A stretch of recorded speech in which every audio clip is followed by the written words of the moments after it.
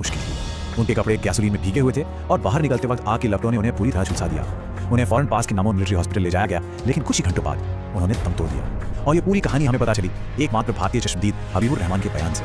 अच्छा, अगर एक ऑफिशियल कहानी मौजूद थी तो फिर इस पर इतना शक, इतना बड़ा रहस्य बना ही क्यों? चलिए अब इस सवाल की तह में चलते हैं कि आखिर ये शक पैदा कहां से हुआ। इसकी जड़ें हमें मिलती हैं 1945 के लाल किला ट्रायल्स में। अंग्रेजों ने सोचा था कि आईएनए के सिपाहियों पर मुकदमा चलाकर उन्हें देशद्रोही साबित कर देंगे, पर हुआ इसका ठीक उल्टा। इन मुकदमों ने नेताजी की कहानी को घर घर पहुंचा दिया और वो एक राजनेता से कहीं बढ़कर एक नेशनल सुपर हीरो बन गए। और जब कोई सुपर हीरो हो तो उसकी मौत की कहानी पर आसानी से यकीन कौन करता है? लोगों के मन में कई सवाल थे, जैसे उनकी बॉडी कभी मिली नहीं, उनकी कोई आखिरी तस्वीर भी जारी नहीं की गई, और सब जानते थे कि नेताजी भेस बदलने में कितने माहिर थे। वो तो पहले भी कई बार अंग्रेजों को चकमा देकर निकल चुके थे। अरे छोड़िए, शुरू में तो महात्मा गांधी ने भी इस खबर पर यकीन करने से मना कर दिया था। और जब सच पर ऐसे सवाल उठने लगे ना, तो फिर कहानियां जन्म लेती हैं। इसी शक और रहस्य के माहौल से निकली कुछ बहुत ही मशहूर कॉन्स्पिरेसी थ्योरीज। इनमें से 2 थ्योरीज तो बहुत ही ज्यादा चली।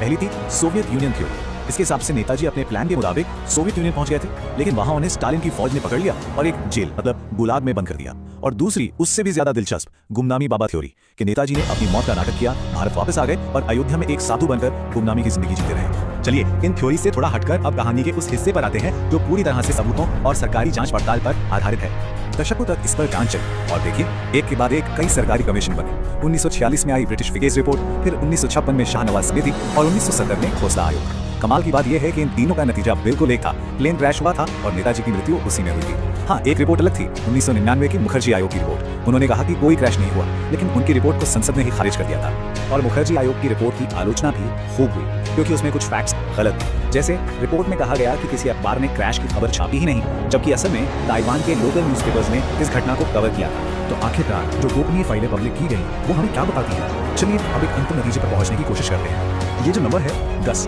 ये बहुत जरूरी है, क्योंकि ब्रिटिश, जापानी, ताइवानी और भारतीय अधिकारियों ने मिलकर कुल 10 अलग-अलग जांचें की और सबके सब एक ही नतीजे पर पहुंची कि प्लेन क्रैश हुआ था।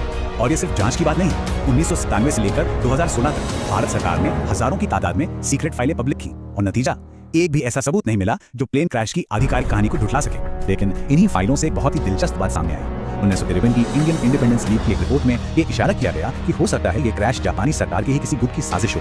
अब देखें, इससे सवाल ये नहीं रह जाता कि क्रैश हुआ या नहीं, सवाल ये बन जाता है कि ये क्रैश हुआ क्यों। और बस यही बात हमें इस रहस्य के आखिरी और सबसे बड़े सवाल पर ले आती है। जापान के पास आज भी नेताजी से जुड़ी 3 सीक्रेट फाइलें हैं जो उन्होंने पब्लिक नहीं की हैं। आखिर उनमें ऐसा क्या है?